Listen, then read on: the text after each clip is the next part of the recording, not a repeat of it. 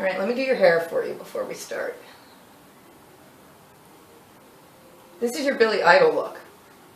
Do you want to go platinum again? Today's topic, you don't even know what it is, do you? No. I like to spring these on him as a surprise so it gets his, like, where are we going? How to stay healthy when you're frugal. All right, the first disclaimer is, we're not doctors, even though God knows it seems like we're just so damn smart. We're not nutritionists. We're not scientists. He has lied to people and told them he was a chemical engineer. He's not. Don't even pretend, don't even pretend, don't even pretend. And I did that to a woman who was a chemical engineer in New York at a penthouse apartment, and she said, "Oh, I'm a chemical engineer too. Where'd you go to school?" I'm like, yeah, that was bad. Yeah. So disclaimer, this is just us, blah, blah, blah, right? He wasn't even prepared for this. So, and this, I don't want to use the word normal people because who's normal? But this is advice for basically normal people who have to be very frugal. I'm not giving advice to people with lupus or fibromyalgia or diabetes, though I could probably speak a lot on diabetes because that is one area I kind of know a lot about. So this is not to replace the advice of a real doctor. But this is just, you know, when you don't have money for, right? So, what it comes down to, in my opinion, like, let's start a dialogue here. Health. Staying healthy, maintaining your health. Obviously, when you're frugal, this is about prevention. This is not how to cure cancer when you're on a budget, right? This is just about preventive measures to maintain your health as best you can. What you're looking at for basic well-being, your diet, exercise, sleep, and how you deal with stress. That's 4 things. Boils down to that, does it not? Mm-hmm. It really does. And a lot of us don't want it to boil down to exercise and diet. Like, I don't at all, because I don't want to diet, and I mean, diet doesn't mean going on a diet, it just means in general what you're eating. But I don't want to exercise either, quite frankly. So I hate it when that one comes up, when that word is mentioned. But obviously we all know. And it occurred to me the other day that I was feeling pretty crappy physically. Not just because I've been sick, but just like, oh my God, why am I so stiff? And why do I feel so old? And lack of energy and whatever. So being a hypochondriac, I started diagnosing myself with a variety of life-threatening illnesses to explain feeling like crap. But then I said to Frugal Daddy, you know, you really can't diagnose yourself with anything when you have any of those 4 areas out of whack, because those have to be taken care of first to see what's left over. And I don't have, what are you laughing at? Myasthenia gravis.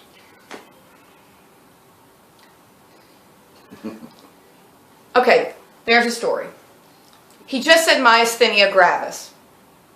And for those of you who have myasthenia gravis, you'll know it's not a laughing matter. So, I know it's not. One time, I looked in the mirror. I was in the Whole Foods parking lot, and I looked in the rearview mirror, and I saw my eyelids, which looked extremely abnormally droopy. This can be a sign of myasthenia gravis, which is a disease where basically you lose all muscle control, and all your muscles start to droop, and eventually you can end up in an iron lung. You might not be able to breathe. Aristotle Onassis died of this, and I know about this disease because back in 1976, there was somebody on my soap opera, Days of Our Lives, who had it in real life, so they had her character have it, and I remember the droopy eyelids. So I kind of diagnosed myself with myasthenia gravis. And at one point, I did work myself into rather a hysterical state of sobbing because I was picturing myself having to live in the iron lung. Why are you laughing at that? It was serious stuff. Mm-hmm. So. Yeah, it was very serious. I might have it. You don't know. You don't know. Anyway, so I have pretty good health insurance. It's a $15 copay. Right now, I feel like I can't afford a $15 copay. But back then, I was like, I've got insurance. I'm going to a neurologist. I'm going to have this checked out. And, you know, in the office complex where I work, there are lots of doctor's offices. So I was able to pop over to a neurologist on my lunch break. And it was a really, really, really nice doctor. He was Russian, actually. So I was telling him about my diagnosis of myasthenia gravis, and I think he was actually pretty impressed that I knew about this disease. Though I'm sure with people Googling their symptoms and so forth, now doctors are getting really sick of people self-diagnosing, but, you know, I had the droopy eyelids. So he did some neurological testing. He was able to tell me I don't have carpal tunnel syndrome. which I didn't think I did. Anyway, long and short of it is, probably I don't have myasthenia gravis. Yet. My eyelids are abnormally droopy. And I told someone at work that, and she was like, oh, your eyelids have always been that way, which I found actually kind of hurtful and insulting. Because it's obviously something that happens to you with age. I always thought they were called bedroom eyes. So, but you know what's interesting? So with the doctor, he's asking what else is going on in my life. This was before I had the twins. So I just had my older daughter. She was maybe in about 6th or 7th grade. And I was having tremendous separation anxiety with her growing up and kind of leaving me behind. She was ditching me, basically. And so I was telling the doctor about how hard that was for me. And I think I was getting a little teary about it. And he was telling me that his wife was going through the same thing with their kids because they were growing up. So I thought that was very nice of him. And then he asked me if I would consider seeing a psychiatrist, which is always what you want to hear from your neurologist. But the funny thing was, I had an appointment with a psychiatrist for the next day. So I was like, oh yeah, sure, I'm seeing one tomorrow. Yeah, anyway, that's my myasthenia gravis story. Thank you for bringing that out. Back to diet, exercise, sleep, and stress. So, if you're feeling like shit, you got to make sure all those things are in balance first before you can really diagnose that something else is wrong. And I think all of those things are out of whack with me. And so that's the point today. We need to get the 4 pillars of health in whack. I'm doing the 7-day vegan challenge. I'm going to get my eating habits in order. So in December, as soon as we decided we were going to get a jump on the New Year's resolution rush, my eating it got worse. I guess the whole idea of depriving myself just made it worse, and I think I gained about 4 pounds. So I'm still working on that. And I realize ice cream is a real trigger food for me, and I can't be near it. I can't control myself. I'm just out of control. I'm a sugar addict. Hi, I'm Amy. I'm a sugar addict. Welcome, Amy. When I heard we were going to have a diet, I thought this was great. And then I went into the Aldi dumpster and found 24 boxes of cupcakes. And then the cupcake water diet began. And then when I got rid of that diet, I started on the all meat diet. The Thin Mints diet for 20 packs of Thin Mints. That I don't eat one Thin Mint, I eat one row. And at the end, I was up to 1 package. 1 whole container a day. 1 whole package, yeah. Yeah. And then the all meat diet, which is very frugal because it's all stuff out of dumpsters.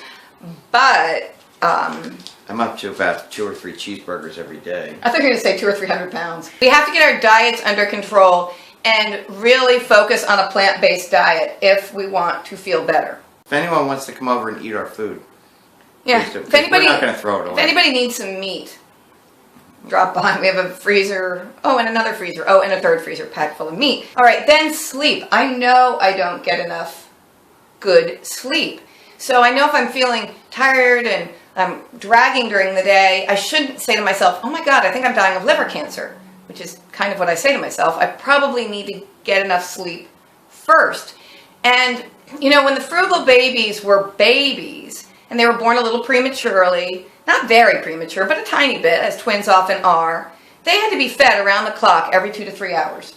And that was me. Somebody was saying, oh, it's great having twins. Oh yeah, we're sleeping through the night. Oh, somebody was sleeping through the night, but not the one who's feeding them and pumping breast milk. And so I got these very little intervals of sleep.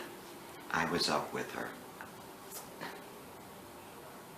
In what part of the world were you up? I think you were a little busy and you don't remember. Yeah. Anytime I get, let's say, 5 to 6 hours of sleep straight, I consider that amazing because I used to get maybe 1 hour of sleep. I'd be up for 2 hours feeding the babies and changing diapers and pumping breast milk. And then sometimes that would take long enough that there was no sleep and we were starting another cycle of feeding them.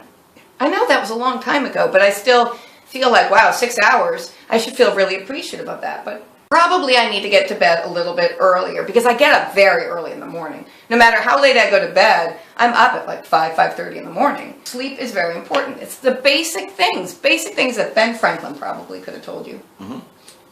So let's see how this works. Let's see if I can help you. You need 8 hours of sleep.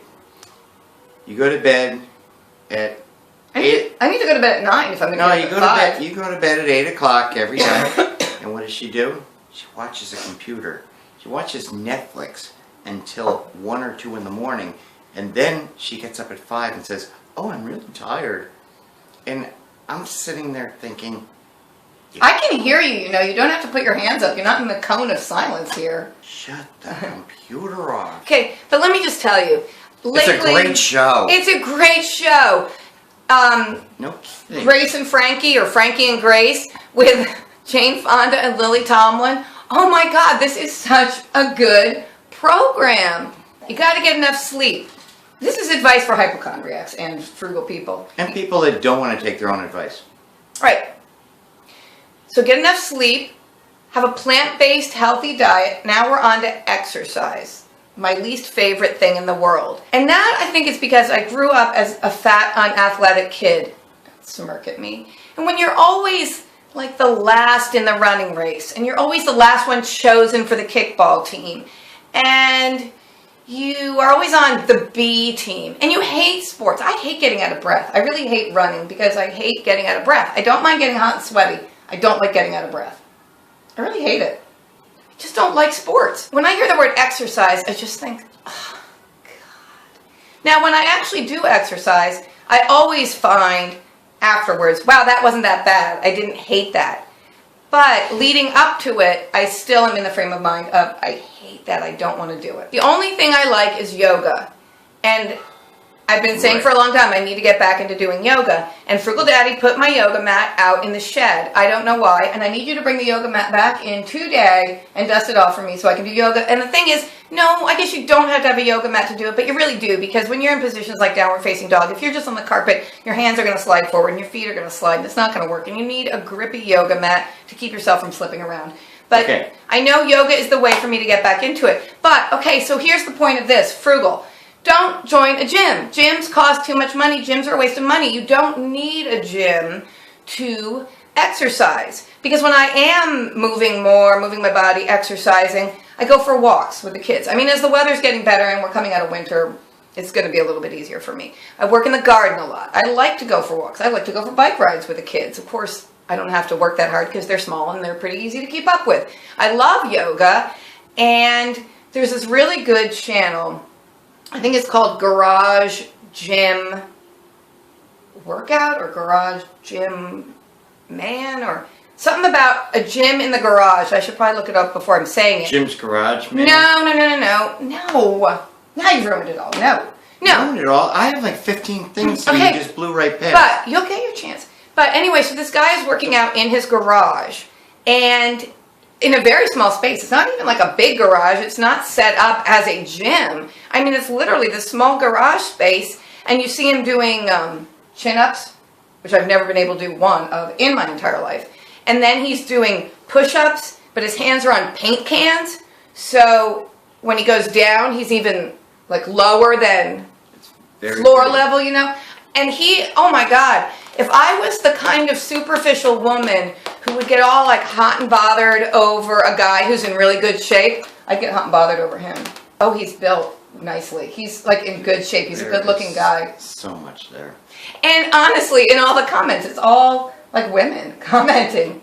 I mean, this is some good beefcake. But he's just doing it in his garage gym. His name's Jim. His name's not Jim. Stop saying that. Well, his name might be Jim. I have no idea what his name is.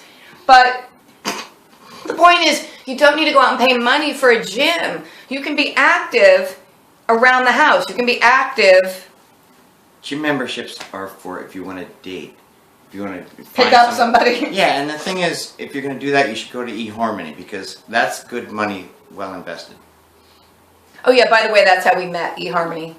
Yeah. Somebody wanted us to do a video on how we met. There's really not much to say about it other than eHarmony. So it is not that hard if you're motivated and you embrace physical activity to be active out in the world without having to pay money for it. I'm just saying you can be active. And my main thing is like gardening and yard work. In the summer, I am active outside, you know, shoveling, mulch and digging and just carrying big stones and pots and getting hot and sweaty and all that. Yoga is good for everybody, both physically and mentally, but very important for people who are getting a little bit older to maintain flexibility so you don't end up like falling down the stairs and breaking a hip and that kind of thing. Like I really feel like, oh, now's the time to get back into it and get bendy and flexy and strong because I'm getting older. I mean, I'm not going to get better with age physically. I'm not just going to, All right, go back to what you were saying.